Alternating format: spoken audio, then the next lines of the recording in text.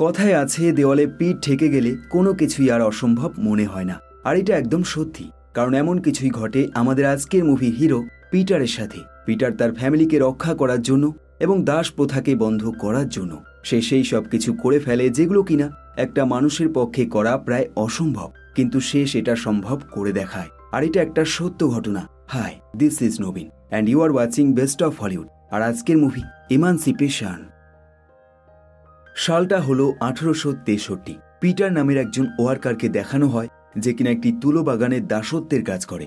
আর এই কাজে তার স্ত্রী, যার নাম ডোডিয়ানা, এবং তার সন্তান তাকে হেল্প করে। কিন্তু এই মুহূর্তে পিটার খুব বেশি চিন্তায় থাকে, কারণ সে জানতে পেরেছে এই বাগানের মালিক খুব শীঘ্রই তাকে অন্য মালিকের কাছে বিক্রি করে দেবে, যার ফলে সে তার ফ্যামিলির কাছ থেকে আলাদা হয়ে যাবে। তাই শেষ মুহূর্তে পিটার তার ফ্যামিলির সাথে শেষবারের মতো একসাথে প্রার্থনা করে। কিন্তু তখনই বেশ কিছু সাদা চামড়ার মানুষ ঘরে প্রবেশ করে এবং পিটারকে জোরপূর্বক টেনে নিয়ে চলে যায়। পিটার চিৎকার করে এর প্রতিবাদ করে, কিন্তু তাতে কোনো রকম কাজ হয় না, বরং একজন গার্ড তার স্ত্রীর দিকে বন্দুক ধরে এবং পিটারকে হুমকি দেয় যদি সে এমন প্রতিবাদ করে এবং বিরোধ করে তবে এখনই তার স্ত্রীকে মেরে ফেলা হবে। এখন এই সব দেখে পিটার বাধ্য হয়ে চুপ হয়ে যায় এবং তাদের সাথে চলে যাবার জন্য রাজি হয়ে যায়। কিন্তু তখনই একজন গার্ড ইচ্ছাকৃতভাবে পিটারের মাথায় সজোরে আঘাত করে, যার ফলে সে খুব বেশি আহত হয়ে যায়। এখন পিটারকে বাকি বেশ কিছু দাসদের সাথে একটি গাড়িতে উঠিয়ে দেয় এবং এই গাড়িটা কোনো সাধারণ গাড়ি থাকে না, বরং এইসব গাড়িতে গরু, ছাগল এইসব নিয়ে যাওয়া হয়, যার ফলে পিটার সমেত বাকি ওয়ার্কারদের খুব বেশি কষ্ট হয়। কিন্তু এইসবের মধ্যে পিটার সেই গাড়ির জানালা দিয়ে তার ফ্যামিলিকে চিৎকার করে জানিয়ে দেয় সে অবশ্যই ফিরে আসবে এবং যেদিন সে ফিরবে সেদিন সে তাদেরকে সুরক্ষিত জায়গায় নিয়ে যাবে। আর এইসব বলতে বলতে পিটারের চোখ দিয়ে জল বেরিয়ে আসে। এরপর বেশ কিছু সময় কেটে যায় এবং দীর্ঘ যাত্রার পর তারা তাদের নতুন কাজের জায়গায় পৌঁছে যায়। আর এই জায়গাটা সেই তুলো বাগানের চাইতে অনেক বেশি খারাপ থাকে, কারণ এখানে তাদেরকে একটি রেল লাইন তৈরি করতে হবে এবং একইভাবে তাদেরকে রাতে একটি খাঁচার মধ্যে ঘুমোতে হবে। কিন্তু এই সব কিছুর মধ্যেও যেই জিনিসটা সবচেয়ে কঠিন থাকে আর সেটা হলো এখানে বেশ কিছু সাদা চামড়ার মানুষ থাকে যারা কিনা পুলিশের ড্রেসে থাকে এবং তারা ইচ্ছে মতো এদের উপর আঘাত করতে থাকে। এমনকি এই ওয়ার্কাররা যদি ভালোভাবে কাজ করেও তবুও এই সাদা চামড়ার মানুষরা যখন মন চায় তখনই তাদেরকে মারতে শুরু করে দেয়। একইভাবে এখানে বেশ কিছু হিংস্র কুকুর থাকে এবং তাদেরকে তখন ব্যবহার করা হয় যখন কোনো ওয়ার্কার এখান থেকে পালানোর চেষ্টা করে। এর বাইরেও ওয়ার্কাররা যখন কোনো খারাপ ব্যবহার করে তখন এখানকার গার্ডরা হয় তাদেরকে চাবুক দিয়ে ইচ্ছে মতো মারধর করে, নয়তো গুলি করে মেরে ফেলে। এছাড়াও তারা গরম লোহার রড দিয়ে গালে এক ভয়ানক দাগ তৈরি করে দেয়। আর এই সব কিছুই তাদের শাস্তির মধ্যে পড়ে।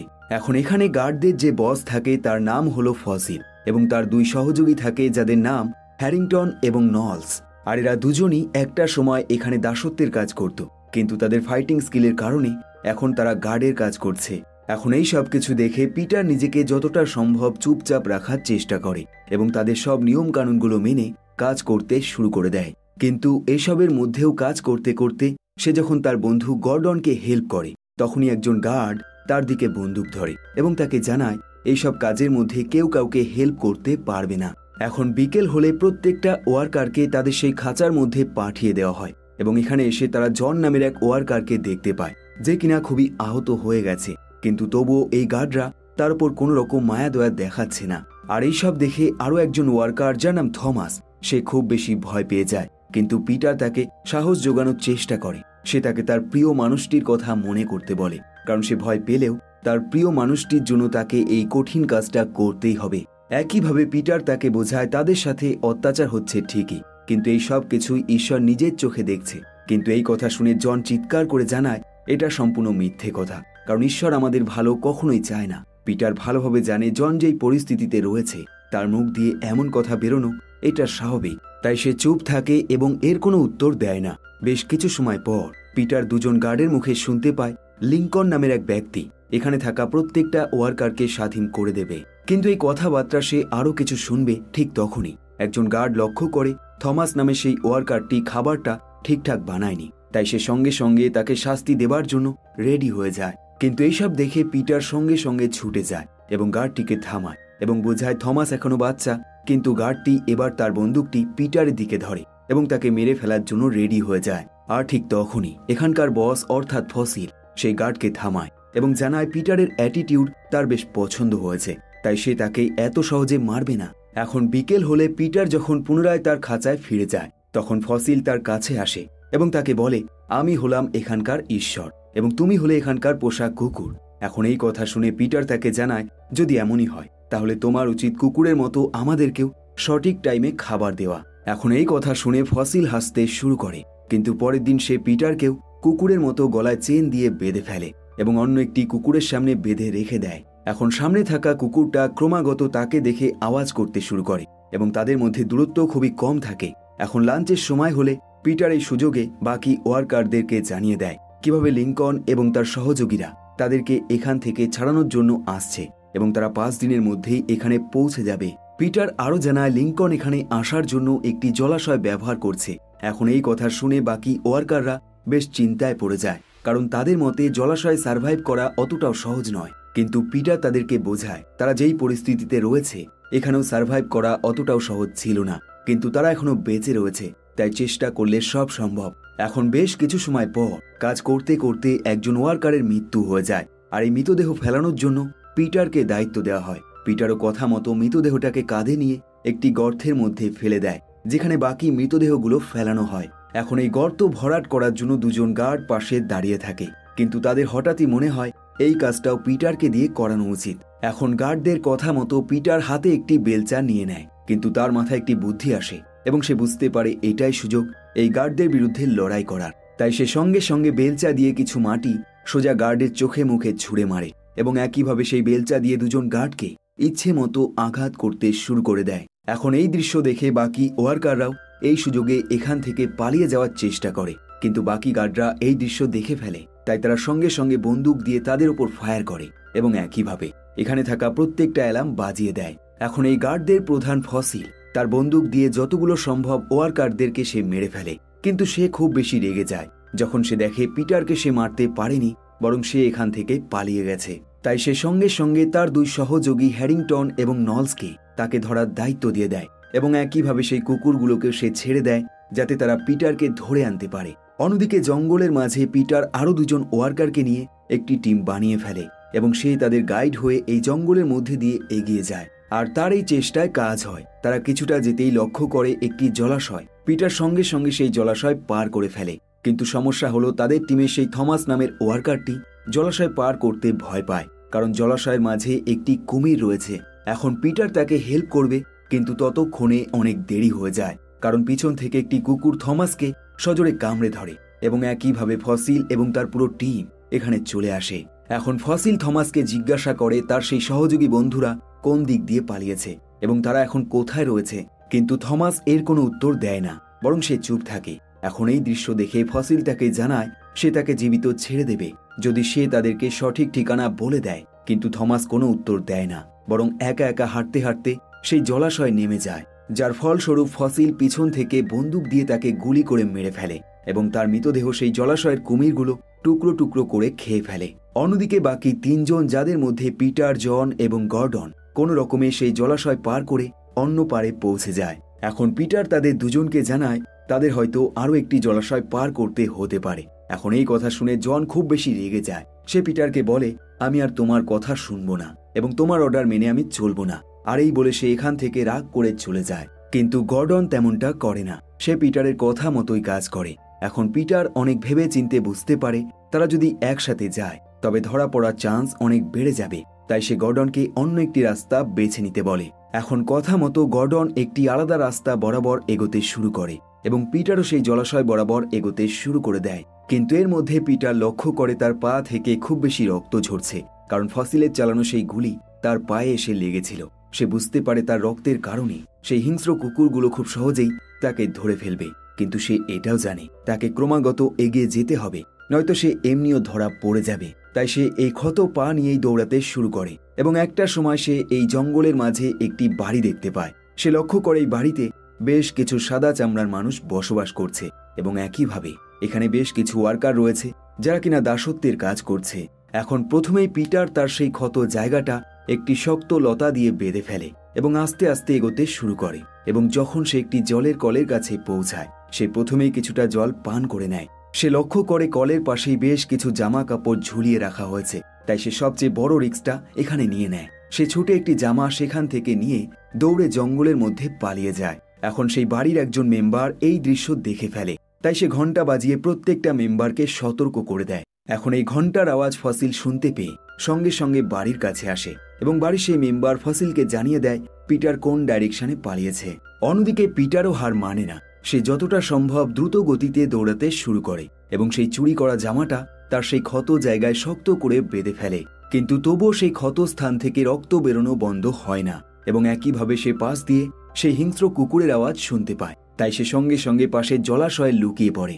এদিকে ফসিল এবং তার মেম্বাররা মনে করে হয়তো পিটার সেই জলাশয় পার করে শহরের মাঝে চলে গেছে, তাই তারা সেই ডাইরেকশনে এগিয়ে যায়। এখন তারা চলে গেলে পিটার সেই জলাশয় দিয়ে বেরিয়ে আসে, কিন্তু তখনই একটি কুমির তার উপর অ্যাটাক করে। কিন্তু ভাগ্য ভালো থাকে, পিটার এই জিনিসটা খুব দ্রুততার সাথে বুঝতে পেরে যায়, তাই তার হাতে থাকা একটি ধারালো চাকু দিয়ে কুমিরটাকে মেরে ফেলে। অন্যদিকে একই সময় পিটারের স্ত্রী ডোডিয়ানা একটি দুঃস্বপ্ন দেখে ঘুম থেকে জেগে ওঠে। আর এই স্বপ্নে সে দেখেছে তার স্বামী খুব বেশি বিপদে রয়েছে। এখন তার সন্তানরা তার মায়ের এরকম অবস্থা দেখে খুব বেশি টেনশনে পড়ে যায়, কিন্তু ডোডিয়ানা তাদেরকে বোঝায় তাদের বাবা এখনো সুরক্ষিত রয়েছে এবং তার বিশ্বাস সে খুব শীঘ্রই তাদেরকে নিতে এখানে আসবে, কারণ পিটার এমন এমন সার্ভাইভাল স্কিল জানে যেগুলো কিনা একজন মানুষের পক্ষে মোটেও সম্ভব নয়। এখন রাত হলে পিটার কোনো রকমে একটি গাছের মধ্যে আশ্রয় নেয় এবং তার ক্ষত স্থানগুলো পরিষ্কার করতে শুরু করে দেয়, কিন্তু এমনটা করতে গিয়ে গাছের চারপাশে বেশ কিছু রক্ত ছড়িয়ে পড়ে। অন্যদিকে একই সময় ফসিল এবং তার টিম মেম্বাররা সেই মৃত কুমিরটাকে খুঁজে পায়, যেটা দেখে তারা বুঝতে পারে পিটার খুব সহজেই এখান থেকে পালিয়েছে। এখন তারা প্ল্যান করে রাতটা এই জঙ্গলেই কাটাবে এবং সেই কুমিরের মাংসটা খাবার হিসেবে ব্যবহার করবে। এখন এর মধ্যে হ্যারিংটন পিটারের সুনাম করে, কারণ তার মতে এরকম হিংস্র কুমিরের হাত থেকে বেঁচে ফেরা এবং কুমিরটাকে মেরে ফেলা মোটেও সহজ কাজ নয়। এখন এই কথা শুনে ফসিল খুব বেশি রেগে যায়। সে হ্যারিংটনকে সঙ্গে সঙ্গে বকা দেয় এবং জানায় এই কালো চামড়ার মানুষগুলো খুবই লোভী টাইপের হয়, কারণ তুমি তাদেরকে যদি একটি ছোট্ট জিনিস দিয়ে দাও এবং তারপর তারা আরো বড় জিনিস আশা করবে এবং দাবি করবে। পরের দিন সকালে পিটার আরো একবার তার যাত্রা শুরু করে দেয়, আর এবার সে তার পুরো শরীরটা কাদা দিয়ে ঢেকে ফেলে, কারণ তার চারপাশে খুব বেশি মৌমাছি এবং নানান রকম কীট পতঙ্গ রয়েছে যারা কিনা বারবার তাকে কামড়ানোর চেষ্টা করছে। এখন কিছুটা যাবার পর সে লক্ষ্য করে আরো একটি জলাশয় তাকে পার করতে হবে, আর এবার সে পার করার আগে ঈশ্বরের কাছে প্রার্থনা করে যাতে এই জলাশয় সে সুরক্ষিতভাবে পার করতে পারে, কারণ তাকে এখনো অনেক কাজ করতে হবে এবং তার ফ্যামিলিকে রক্ষা করতে হবে। অন্যদিকে ফসিল এবং তার টিম মেম্বাররা দুটো ভাগে বিভক্ত হয়ে যায় যাতে অল্প সময় তারা বেশি জায়গায় তল্লাশি চালাতে পারে। একই সময় পিটারের ভাগ্য ভালো থাকে, সে একটি সুরক্ষিত ট্রি হাউস খুঁজে পায় এবং সেখানে বেশ কিছু খাবার এবং একইভাবে কিছু গরম কয়লা খুঁজে পায়। পিটার এই সুযোগে তার ধারালো চাকুটা সেই আগুনে গরম করে নেয় এবং ক্ষত স্থানটা ট্রিটমেন্ট করা শুরু করে দেয়। এরপর সে বেঁচে থাকা গরম কয়লাগুলো একটি খালি পাত্রের মধ্যে নিয়ে নেয় এবং সেটা সমেত সে একটি গাছে উঠতে শুরু করে দেয়। আর এর উদ্দেশ্য হলো সে গাছের মধ্যে মৌমাছির বাসা দেখতে পেয়েছে, তাই সে এখন সেখান থেকে মধু সংগ্রহ করতে চায় এবং তার এই প্ল্যানে কাজ হয়। কিন্তু এর মধ্যে ফসিল দূর থেকে এই আগুনের ধোঁয়া দেখে ফেলে, তাই সে সঙ্গে সঙ্গে ঘোড়া করে পিটারের দিকে এগিয়ে আসে। কিন্তু ততক্ষণে পিটার তার কাজ সম্পন্ন করে ফেলে এবং সে লক্ষ্য করে তার পাশে একটি পুরনো বোট রয়েছে এবং তার মধ্যে একটি সাপ রয়েছে, তাই সে সঙ্গে সঙ্গে সাপটিকে জলে ফেলে দিয়ে সেই বোট নিয়ে তার যাত্রা শুরু করে দেয় এবং একইভাবে তার সংগ্রহ করা মধু সে মজা করে খেতে শুরু করে দেয়। অন্যদিকে ডোডিয়ানার বর্তমান মালিক তাকে জানায় সে তাকে দুদিনের মধ্যে অন্য এক মালিকের কাছে বিক্রি করে দেবে, কিন্তু তার সাথে সে তার ছেলে মেয়েদেরকে বিক্রি করবে না, কারণ সেখানে গিয়ে তার নতুন মালিক তাকে পুনরায় নতুনভাবে বিয়ে দেবে। এখন এই কথা শুনে ডোডিয়ানা খুব বেশি কষ্ট পায়, কিন্তু সে তবুও ডিসাইড করে নেয় সে তার স্বামী পিটারের জন্য অপেক্ষা করবে। আর এই কারণে সে ইচ্ছাকৃতভাবে তার হাত কেটে ফেলে যাতে এই ক্ষতস্থান ঠিক করতে দেরি লাগে এবং তার মালিক তাকে দেরি করে বিক্রি করে। অন্যদিকে ফসিল তার সেই হিংস্র কুকুরের সাহায্য নিয়ে সেই ট্রি হাউসটা খুঁজে পায় এবং সেই ডাইরেকশনে যাত্রা শুরু করে দেয় যেদিকে পিটার পালিয়েছে। একই সময় পিটার তার যাত্রা কন্টিনিউ চালিয়ে যায় এবং একটার সময় সে জঙ্গলের মাঝে পুনরায় জনকে দেখতে পায় যে কিনা রাগ করে তার কাছ থেকে চলে গিয়েছিল। আর এবার জন পিটারকে দেখে খুব বেশি রেগে যায়, কারণ তার মতে পিটারের কারণে সেই সাদা চামড়ার মানুষগুলো এখানে চলে আসবে। এখন পিটার খুব বেশি চিন্তায় থাকে, কারণ জন তার কথা মতো কাজ করছে না, তাই সে তাকে এই সার্ভাইভাল স্কিলগুলো শেখানোর চেষ্টা করে, কিন্তু জন আগের মতোই তাকে ইগনোর করে এবং এগিয়ে যায়। আর এভাবেই একটা সময় তারা সেই কুকুরের আওয়াজ আরও একবার শুনতে পায় পিটার সঙ্গে সঙ্গে একটি পুরনো গাছের মাঝখানে একটি ফাঁকা অংশে ঢুকে পড়ে, কিন্তু জন তেমনটা করে না, বরং সে গাছের ওপরে উঠে পড়ে। এখন কুকুরগুলো এখানে পৌঁছে গেলে তারা সবার প্রথমে জনকে খুব সহজেই খুঁজে পায়, কারণ সে তার গায়ে কোনো রকম কাদা মাখেনি। জন এই সবকিছু দেখে সে আর নিচে নামতে চায় না, কিন্তু ফসিলের টিম মেম্বাররা তাকে লক্ষ্য করে একটি গুলি ছোড়ে, যার ফলে জন অটোমেটিকভাবে নিচে আছড়ে পড়ে। ফসিল সঙ্গে সঙ্গে পিটারের লোকেশন তাকে বলতে বলে, কিন্তু জন তাকে মুখের ওপর না করে দেয়, যার ফলে ফসিলের মেম্বাররা তার গলা কেটে তাকে মেরে ফেলে। এখন এই সবকিছু গাছের ভিতরে লুকিয়ে থাকা পিটার চোখ বন্ধ করে সহ্য করে নেয় এবং কোন রকমে তার সেই ইমোশনটাকে কন্ট্রোল করে।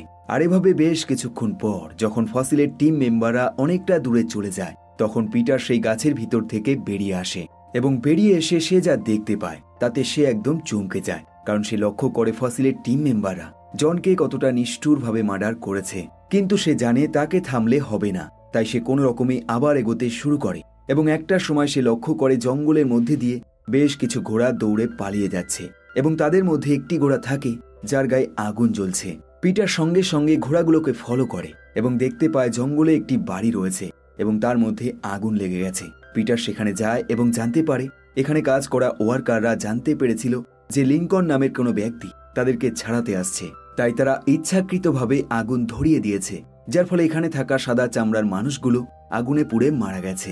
পিটার সঙ্গে সঙ্গে তার চাকুটা বের করে নেয় এবং সোজা সেই ধ্বংস হয়ে যাওয়া বাড়ির কিচেন রুমে চলে যায় এবং সেখানে থাকা খাবারগুলো সে ইচ্ছে মতো খেতে শুরু করে দেয় এবং একইভাবে বেঁচে থাকা খাবারগুলো তার সাথে নিয়ে নেয়। এখন পিটার হঠাৎ করে একটি মেয়ের চিৎকার করা গলার আওয়াজ শুনতে পায়। সে সঙ্গে সঙ্গে রুমের চারপাশটা ভালোভাবে দেখে এবং দেখতে পায় একটি মেয়ে এই আগুনের কারণে খুব বেশি আহত হয়ে গেছে, তাই সে তাকে বাঁচানোর জন্য তাকে কোলে তুলে নেয় এবং বাড়ি থেকে বের করে নিয়ে আসে। কিন্তু তখনই পিছন থেকে ফসিলের একজন টিম মেম্বার যার নাম হ্যারিংটন সে চলে আসে এবং পিটারের দিকে বন্দুক ধরে। পিটার বুঝতে পারে সে ধরা পড়ে গেছে, তাই সে তার হাতের চাকুটা ফেলে দেয় এবং মেয়েটির থেকে দূরে সরে যায় যাতে হ্যারিংটনের বন্দুকের গুলি মেয়েটির গায়ে না লাগে। কিন্তু এতেও সে মেয়েটিকে বাঁচাতে পারে না, কারণ তার শরীরে এত বেশি ক্ষত থাকে যার ফলে সে সেখানেই মারা যায়। আর এই দৃশ্য দেখে পিটার খুব বেশি রেগে যায়, তাই সে সজোরে হ্যারিংটনকে ঘুষি মারে এবং তার বন্দুক দিয়েই তাকে মেরে ফেলে। এখন এই গুলির আওয়াজ শুনে তার দ্বিতীয় সহযোগী যার নাম নলস সে ছুটে আসে, কিন্তু পিটার তার বন্দুক দিয়ে নলসকেও মেরে ফেলে। পিটার ভালোভাবে জানে এখন ফসিল এবং তার কুকুররা তাকে ধরার জন্য তার পিছনে চলে আসবে, তাই সে সঙ্গে সঙ্গে পাশে থাকা তুলো চাষের মাঠে লুকিয়ে পড়ে এবং যখন সেই কুকুরগুলো তার কাছে আসে সে তার বন্দুক দিয়ে সেই কুকুরগুলোকে মেরে ফেলে। পরের দিন সকালে পিটার খোঁড়াতে খোঁড়াতে সেই জায়গায় পৌঁছে যায় যেখানে লিঙ্কন এবং তার সৈন্যরা এই সাদা চামড়ার মানুষদের সাথে ফাইট করেছিল। সে লক্ষ্য করে বেশ কিছু সাদা চামড়ার মানুষ মৃত অবস্থায় পড়ে রয়েছে এবং একইভাবে সে লক্ষ্য করে দূরে বেশ কিছু জাহাজ দেখা যাচ্ছে। আর এই সব দেখে পিটারের মনে আশা ফিরে আসে, তাই সে সঙ্গে সঙ্গে নিজের শরীরের 100% শক্তি ব্যবহার করে সেই জাহাজ বরাবর দৌড়াতে শুরু করে, শুধুমাত্র এই যন্ত্রণা এবং কষ্ট থেকে মুক্তি পাবার জন্য। কিন্তু দুর্ভাগ্যবশত ঠিক তখনই একজন সাদা চামড়ার মানুষ ঘোড়ায় করে সেখানে চলে আসে এবং পিটারকে সজোরে আঘাত করে, যার ফলে সে মাটিতে পড়ে যায়। পিটার লক্ষ্য করে এটা হলো ফসিল। ফসিল পিটারকে বেশ কিছু মাংসের টুকরো অফার করে, আর এই অফার করা স্টাইল অনেকটা কুকুরকে খেতে দেবার মতো। ফসিল তাকে বলে, তুমি আমায় বলেছিলে আমি যেন তোমাকে কুকুরের মতো খাবারগুলো খেতে দিই, তাই আজ তোমায় আমি এই খাবারগুলো কুকুরের মতো খেতে দিচ্ছি। কিন্তু পিটার এই খাবার নেয় না, যার ফলে ফসিল তার বন্দুক বের করে ফেলে এবং পিটারকে বলে সে হলো এখানকার ঈশ্বর। কিন্তু সে গুলি চালাবে তার আগেই দূর থেকে একটি গুলি ফসিলের বুক ভেদ করে বেরিয়ে যায়, যার ফলে সে সেখানেই মারা যায়। আর এই গুলি আর কেউ চালায়নি, বরং লিঙ্কনের আর্মি মেম্বাররা চালিয়েছে। এখন এই আর্মিদের মধ্যে যে প্রধান থাকে যার নাম কেলক্স, সে পিটারকে একটি সুরক্ষিত জায়গায় নিয়ে যায় এবং সেখানে একজন নার্স থাকে যে কিনা পিটারের এই ক্ষত স্থানগুলো খুব সুন্দরভাবে ট্রিটমেন্ট করে এবং বেশ কিছুদিন পিটার শুধুমাত্র একটি বেডে শুয়ে থাকে। আর এই অবস্থায় সে দৈনিক তার ফ্যামিলির স্বপ্ন দেখে কাটিয়ে দেয়। আর এমনই একদিন পিটার যখন কিছুটা সুস্থ হয়ে যায়, একজন আর্মি মেম্বার পিটারকে বেশ কিছু প্রশ্ন করে, যেমন তার বয়স কত, তার জন্ম কত সালে হয়েছে এবং তার ফ্যামিলিতে কে কে রয়েছে। কিন্তু যেহেতু সে এই প্রশ্নের উত্তর সঠিকভাবে জানে না এবং দিতে পারে না, তাই সোলজারটি জানায় সে এখান থেকে ছাড়া পাবে না এবং তাকে স্বাধীন করা হবে না। এখন এই সুযোগে সোলজারটি পিটারের সামনে দুটো শর্ত রাখে। এক, হয় তাকে পুনরায় দাসত্বের কাজ করতে হবে এবং দুই, তাকে দাসত্বের বিরুদ্ধে লড়াই করার জন্য আর্মিতে যোগ দিতে হবে এবং যদি সে আর্মিতে যোগ দেয় তবে সে তার ফ্যামিলিকে খুঁজে বের করার সুযোগ পেয়ে যাবে। পিটার এই কথা শুনে বেশ কিছুক্ষণ ভাবনা চিন্তা করে এবং তারপর সে আর্মিতে যোগ দেওয়ার ডিসিশন নিয়ে নেয়। এখন পিটার যখন এই ক্যাম্প থেকে বাইরে যায়, সে লক্ষ্য করে আর্মি মেম্বাররা তার বন্ধু গর্ডনকে খুঁজে পেয়েছে এবং তার পরিস্থিতি খুবই খারাপ হয়ে গেছে। কিন্তু সে বেশ দুঃখী হয়ে যায় যখন তার জনের কথা মনে পড়ে, কারণ জন একমাত্র যাকে সে বাঁচাতে পারেনি। এখন এই আর্মিদের প্রধান কেলগস পিটারকে একটি ছবি তুলতে বলে, কারণ আর্মিদের হয়ে কাজ করার আগে তাকে এই ছবিটি তুলতেই হবে। পিটার লক্ষ্য করে ছবি তুলতে বেশ কিছু সাদা চামড়ার মানুষ এখানে এসছে, তাই সে প্রথম দিকে বেশ দ্বিধাবোধ করে, কিন্তু কেলগস তাকে সাহস যোগায় এবং বোঝায় এই সাদা চামড়ার মানুষগুলো মোটেও তার খারাপ চায় না এবং তার এই কথা সত্যি হয়। পিটার যখন ফটো তুলতে যায়, সে জানতে পারে এই সাদা চামড়ার মানুষগুলো ফটো তুলছে কারণ তারা পুরো দুনিয়াকে জানাতে চায় কিভাবে দাসত্বের নামে তাদের উপর অত্যাচার করা হচ্ছে। এখন ফটো তোলা শেষ হলে পিটারকে এই আর্মি জেনারেলের কাছে নিয়ে যাওয়া হয়। আর্মি জেনারেল ফটোগুলো দেখে বেশ অবাক হয়ে যায়। সে লক্ষ্য করে পিটারের শরীরে একাধিক ক্ষত রয়েছে, তাই সে পিটারকে জানায়, তুমি এই আর্মিতে জয়েন করতে পারবে না, কারণ তুমি অলরেডি বেশ দুর্বল হয়ে গেছো, তাই আর্মিতে তুমি সঠিকভাবে কাজ করতে পারবে না। কিন্তু পিটার এই কথা শুনে খুব বেশি হতাশ হয়ে যায় এবং আর্মি জেনারেলকে বোঝায় সে কাজ খুব সুন্দরভাবে কমপ্লিট করতে পারবে, কারণ সে ইতিমধ্যে হাজার রকম ক্ষত এবং তার আঘাত সহ্য করেছে, যেটা কিনা একজন আর্মি মেম্বার হওয়ার জন্য খুবই জরুরি। এখন এই কথা শুনে আর্মি জেনারেল তার কথা মেনে নেয় এবং তাকে একজন আর্মি মেম্বার বানিয়ে ফেলে। এখন কেলগস প্রত্যেকটা আর্মি মেম্বারকে এই সাদা চামড়ার মানুষদের বিরুদ্ধে ফাইট করার জন্য বিভিন্ন রকমভাবে মোটিভেট করে এবং অবশেষে তার এই মোটিভেটে কাজ হয়। প্রত্যেকটা আর্মি মেম্বার তাদের 100% দিয়ে এই লড়াই চালিয়ে যায়। যদিও এমনটা করতে গিয়ে একাধিক আর্মি মেম্বার মারা যায়, কিন্তু তারা থামে না, তারা ক্রমাগত ফায়ারিং করতে করতে এগিয়ে যায়। আর এমনভাবেই একটা সময় একটি বোম বিস্ফোরণের কারণে পিটার একটি কাদায় ভরা নর্দমায় আছড়ে পড়ে এবং বেশ কিছুক্ষণের জন্য সে অচেতন হয়ে যায় এবং তার যখন জ্ঞান ফেরে, সে পুনরায় বন্দুক নিয়ে এক এক করে সেই সাদা চামড়া মানুষগুলোকে মারতে শুরু করে দেয়। কিন্তু এর মধ্যে সে লক্ষ্য করে তার বন্ধু গর্ডন প্রায় মৃত্যুর মুখে চলে এসছে, তাই সে আর চুপ থাকে না, বরং উঠে সেই কামানগুলো ধ্বংস করার চেষ্টা করে যেখান থেকে ক্রমাগত ফায়ারিং তাদের দিকে ছুটে আসছে এবং অবশেষে তার এই চেষ্টায় সফলতা আসে। তারা প্রত্যেকটা শত্রুপক্ষকে হারিয়ে দেয়। এখন এই যুদ্ধ শেষ হলে প্রত্যেকটা আর্মি মেম্বার সেই সব মালিকের কাছে যায় যেখানে ওয়ার্কাররা দাসত্বের মতো কাজ করছে এবং তাদেরকে তারা মুক্ত করে দেয়। এখন এই স্বাধীনতা পেয়ে প্রত্যেকটা ওয়ার্কার খুব বেশি খুশি হয়ে যায়, কিন্তু এর মধ্যে পিটার খুব চিন্তায় থাকে, কারণ তার ফ্যামিলিকে সে এখনো খুঁজে পায়নি। তাই সে হতাশ হয়ে একটা সময় ঈশ্বরের কাছে প্রার্থনা করতে শুরু করে দেয় এবং ঠিক তখনই সে লক্ষ্য করে তার স্ত্রী এবং তার সন্তানরা দূরে দাঁড়িয়ে রয়েছে এবং তার জন্য অপেক্ষা করছে। এখন এই সব দেখে পিটার এক মুহূর্ত সময় নষ্ট করে না, সে সঙ্গে সঙ্গে ছুটে যায় এবং তার স্ত্রী এবং সন্তানদেরকে জড়িয়ে ধরে। আর এই মুভিটা এখানেই শেষ হয়ে যায়। সব শেষে আমাদেরকে দেখানো হয় পিটারের আসল ছবি, যে কিনা নিজেকে এবং নিজের ফ্যামিলিকে স্বাধীন করার জন্য পুরো দুনিয়া ভ্রমণ করে এক ইতিহাস সৃষ্টি করেছিল এবং সাল 1865-তে আব্রাহাম লিঙ্কন দ্বারা টোটাল 4 মিলিয়ন ওয়ার্কারদের, যাদেরকে দাসত্বের কাজ করানো হতো, তাদেরকে মুক্ত করা হয়েছিল এবং স্বাধীনতা দেওয়া হয়েছিল। তো এই ছিল আজকের সত্য ঘটনার উপর মুভি এমানসিপেশন। কমেন্ট করে জানাতে পারেন আপনার মতামত। সবশেষে ধন্যবাদ আপনাকে ভিডিওটি শেষ পর্যন্ত দেখার জন্য। আবার দেখা হবে নতুন ভিডিওর সাথে, নতুন গল্পের সাথে। দেখতে থাকুন বেস্ট অফ হলিউড।